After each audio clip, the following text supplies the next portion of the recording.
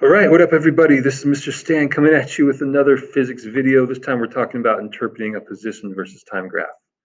Right, so we have a position time graph. We're going to find out what it means and what information we can find from it. All right, so first of all, what is a position time graph? Position time graph is just a graph that tells you what position something was in at a given time. All right, so the obvious thing we can figure out is the position. But then there's some things that maybe not so obvious that are important, and we're going to build our skills in finding those things as well, right? So besides position, we can also find displacement. We can find the distance something's moved, and we can find the velocity that it's moving in. So first of all, we're going to start out with position. With position, you just have to look at the side of the graph. So for instance, what's the position at 2 seconds? You'll find 2 seconds on the graph, which is right there. Right, the time is at the bottom, so you find 2 and then just take that line up to where it intersects the graph, and it's right there. So then you look at the numbers on the vertical axis on the left side, and you see that the position at 2 seconds must be 10 meters. All right, we'll do a couple more. What's the position at 4 meters? I mean, 4 seconds. Right, you look at for 4 seconds on the graph, you find it there in that red dot. Okay, and then you look at the vertical axis, you can see that the position must be 12.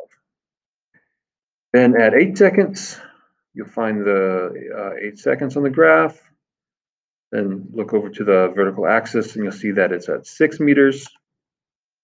And then finally 10 seconds at 0 meters, right? So that's how you find position. Now what about displacement?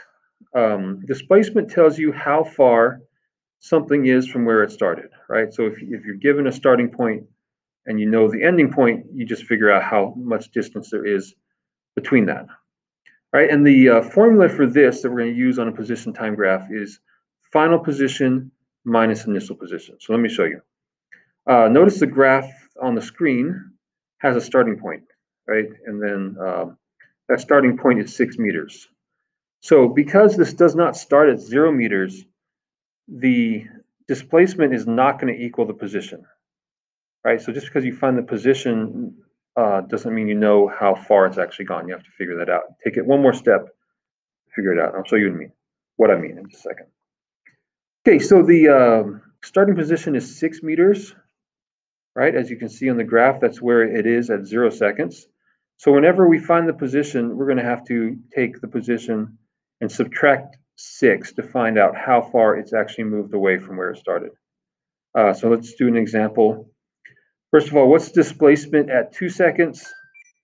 Displacement at 2 seconds is, well, the position is 10, but the displacement would be the final position minus the initial position. Okay, so 10 minus 6 is equal to 4. So 4 would be the displacement.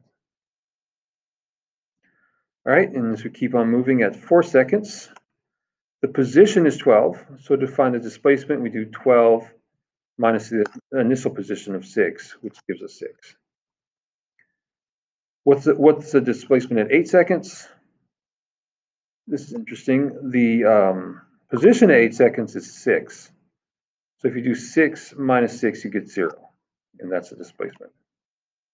The displacement at 10 seconds, 0 minus 6 would be negative 6. So you can have a negative displacement. That just means you've moved in the opposite direction, right? Maybe instead of going forward, you've moved backwards, a total of 6.